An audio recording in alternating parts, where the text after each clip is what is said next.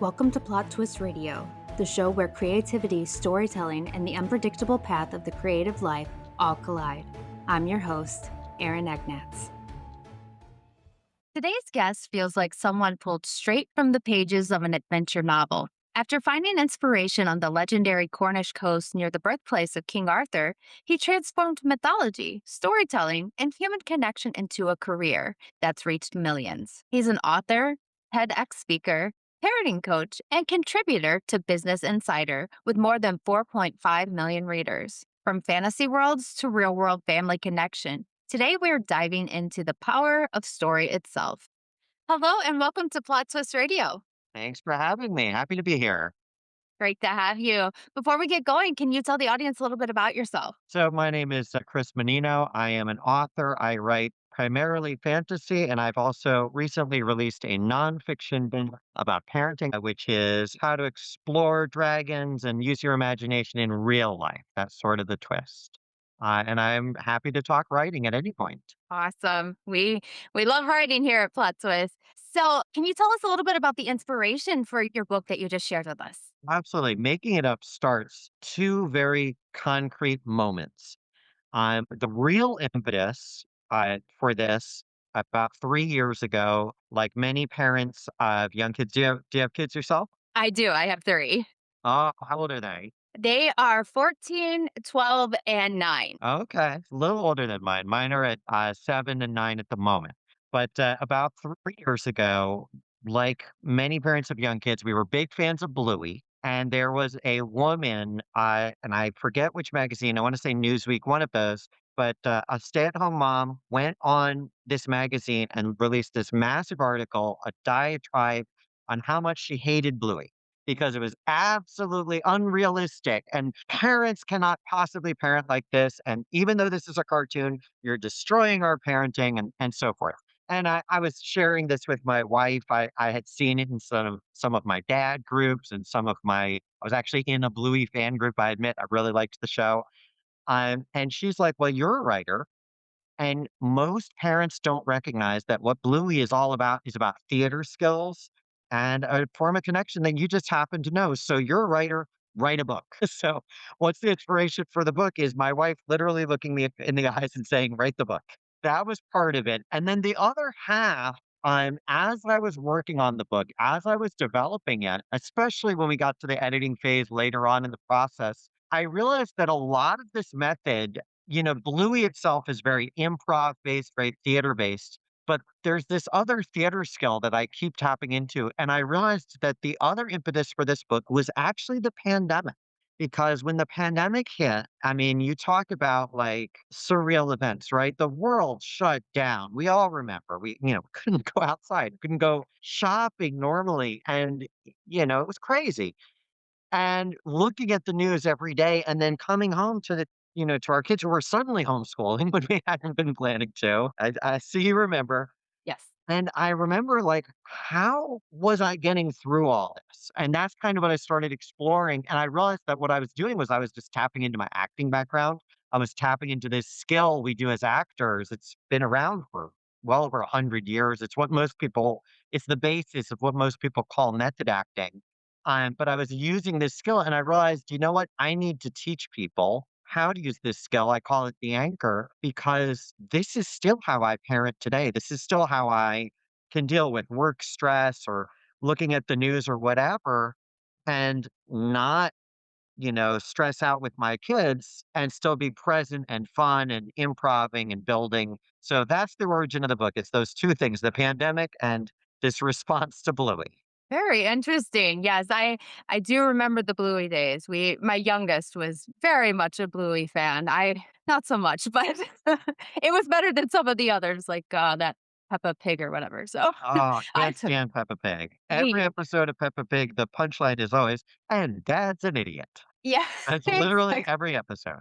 yes, it's a little much. So your making it up method. It's all about, like you said, helping parents and kids connect better. What's one thing modern parents are getting wrong about communication? Because I know I can struggle with mine, especially as we're going into the preteen and teen years. Yeah, yeah. It's hard. It's hard. And, in a way, children now speak a different language. Every generation does. I have loosely outlawed, in quotes, the word bruh from my household because I'm so sick of it's like, no, I'm your dad. I'm not your bruh. But you know how it is. But in terms of communication, the core of this idea, I'm holding it up again, is that for 10 minutes every day, and if you have multiple kids, ideally with each kid, but there's no screens, there's no tablets, there's no TV on, and you're not doing anything else. I think the key is when can you get right at their level and be actively communicating? What I like about Bluey, to go back to that, is the reason it seems so unrealistic. They have these 8 chunks and they do all this crazy imagining. But all that's really happening, it's usually Bandit and the girls, and all that's really happening is he's saying yes to all the crazy ideas the girls throw at him. So in improvisation and theater, we call those ideas bricks. Mom, I'm flying. It's a brick. That's an idea. Yes, you are. And I'm a dragon too. I've just added 2 bricks. We're dragons. We're both flying. Those are bricks. There's a reason this is an illustrated book, but on the back, I asked them to put this illustration in particular.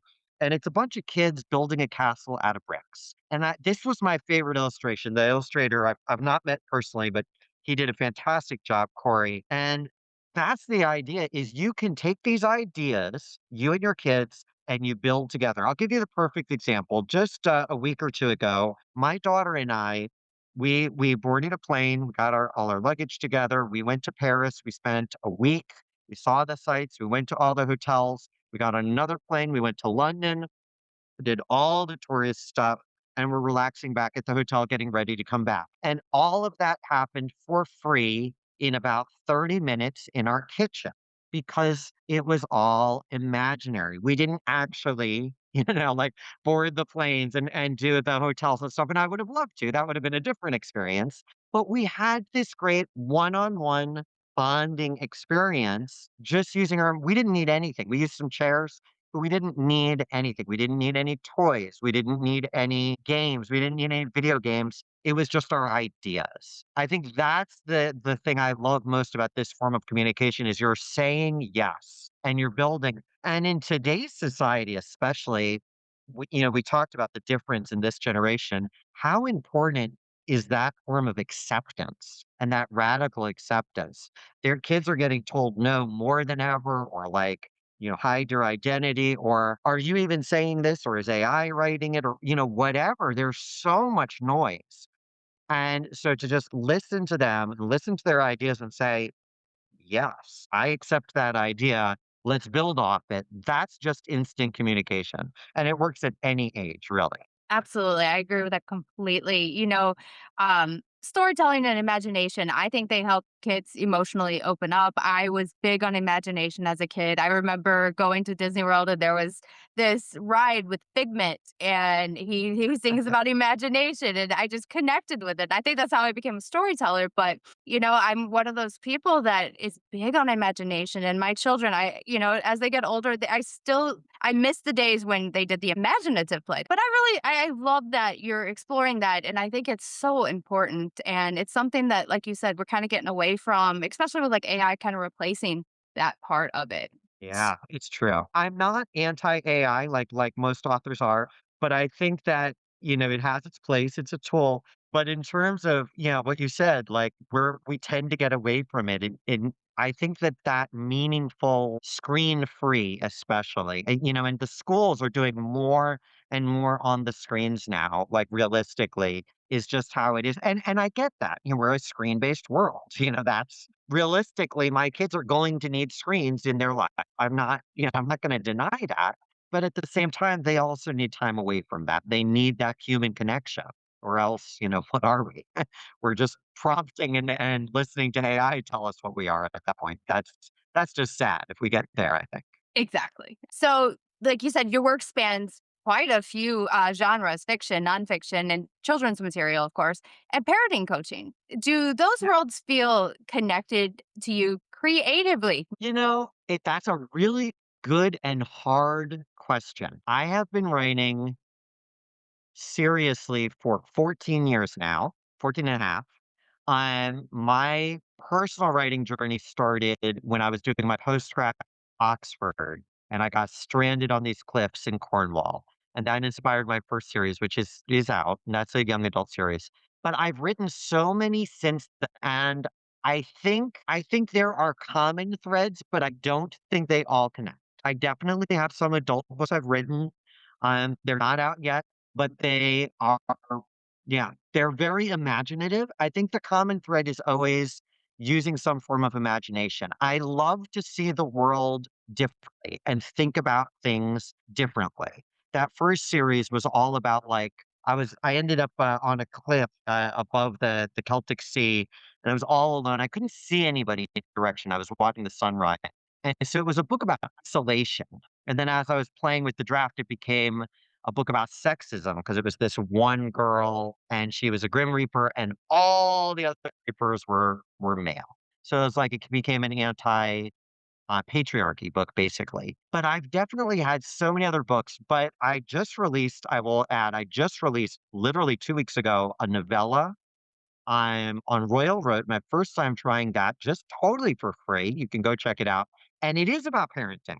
And this was actually written earlier than this. And it's a satire and it's fun. It's funny. It's called Parent Quest. It is literally nonstop dad jokes. I was like, I'm going to write all the dad jokes, all of the D&D and fantasy spoof in one place that I can. So it's very much a parody. I have 3 middle grades that are releasing this fall.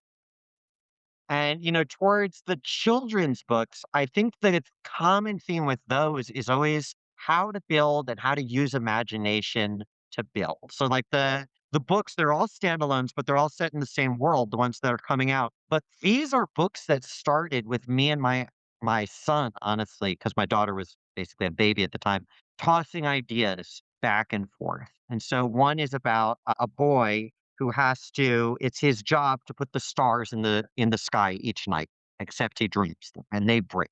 So he has to make new stars. And it's a lovely adventure and it's very imaginative. And I just remember going back and forth and reading the early drafts with him and talking about like how does this work? How does and his ideas are in there too.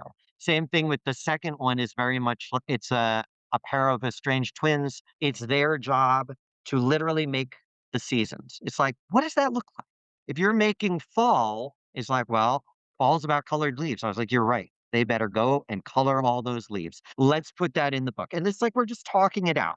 So it's like I think that's that same idea of taking ideas, building off them and making stories. That is quite interesting, and you know what? It's gotta feel really special to you to have that connection with your kids and put it out there into print. That's gotta mean something that we can't compare to our other writings, you know? There one of the books in particular, it hasn't been released yet, but there was one book I was reading a finished draft to my son at one of those stressful parts of my life, and he was in the hospital doing terribly and, connected to machinery and looking and I was so scared. But he asked me to read to him. And he's fine now, and it was all fine. But at the time, we didn't know if it was gonna be fine. And to me, I if I had to name one memory of my entire author career, that was just me and him in this little hospital room, and yet it's actually one of the most powerful memories I think I will ever have because it was so deeply personal. And you're right, like there is a power to that that you can't match anywhere else. And I will go back to bring it full circle back to making it up. This is the first book I was debating it and I had a talk with my wife. I did put the kids in the book and they're very much here. And if you read the book, you will meet my kids. And there's a reason the guy on the cover looks just like me, even though I've never worn pink socks. Maybe I should try. But, it is parenting method, it is all usable stuff. That was my goal with the editor. Every single page is gonna be usable, or it's relatable and entertaining, and those relatable parts are very much just sharing how it's worked for our family. Because this is how we've parented. I was a stay-at-home dad for 7 years. It was one of the best choices I ever made. And yeah, it feels different when you put a fiction out in the world. It's like your baby. But when you put a nonfiction with your actual kids out in the world, it's a whole other level. It's really interesting. I was at a parenting conference. I am in the next city over here, and it was just I was talking to all these parents, and it was like it was special. Like just talking about how it feels to share that. I can imagine. So let's kind of shift over to the writing process itself because, Sure. like we said, you do several different genres. Do you find one genre easier to write than the other? I will say nonfiction was very different than any book I've ever done. And the whole process is different. And nonfiction is obviously, I mean, and the publishing process is different too. I didn't write the book before the contract. Like any nonfiction, you get a contract on a proposal, which was such a different it was the whole thing was very it felt very different for me. I'm used to, writing, having the idea and drafting and so on. So for nonfiction, at this point, I've only written one. I'm actually in discussions already about another one. And I definitely have some more nonfictions in me. I think it's such a different process than fiction that I will just say it's like they're just 2 different avenues and 2 different routes. For nonfiction, I kind of start with I started with, like, that response. For this one, I started to the response. The problem is how can I tell people how to parent like this? And then I'd sort of come up with an outline. It's the outline first, and it'll be like, "Let's do these chapters. Let's talk about this." And I will admit there is a lot of discovery in the nonfiction all the way through the editing. It was a very different process, and it felt much later, and then fiction, for me, is a totally different thing. Fiction, I will usually start with an image. I'm a very image-based writer. I'll often have 1 concrete picture or maybe 2 or 3 in mind, and that will actually inspire a world, and then I'll start building a world first. I'm at about the same time I start thinking about characters. So I mentioned the one coming out next. So Starkeeper is the next one coming out. That'll be this fall. Uh September is coming out. And I was thinking I had this image which was honestly inspired by a real event. I'm obviously a theater guy. And when I was in high school, I did this wonderful program where we interacted with different theaters and we had interacted with Royal Shakespeare Company. They had come over. I was in Washington, D.C. at the time. They had come over and put on A Midsummer Night's Dream. And their aesthetic for the show was light bulbs and umbrellas. That was just the aesthetic they used. Everything was these giant Edison light bulbs and big colorful umbrellas. And it was a beautiful production. And it's Royal Shakespeare Company. It was amazing.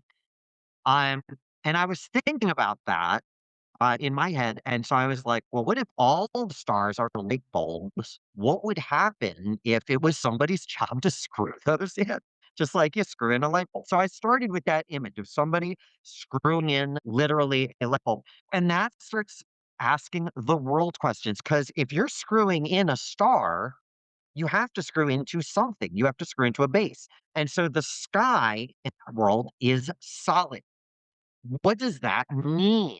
What does that open up for the world? What other elements of nature are, manufactured? And that ended up being sort of the beginnings of the world building. And then I started diving into the character. So if you have this guy and his job is to do this, A, does he like that? Does he not like it? And in this case, you want conflict. So he doesn't like it.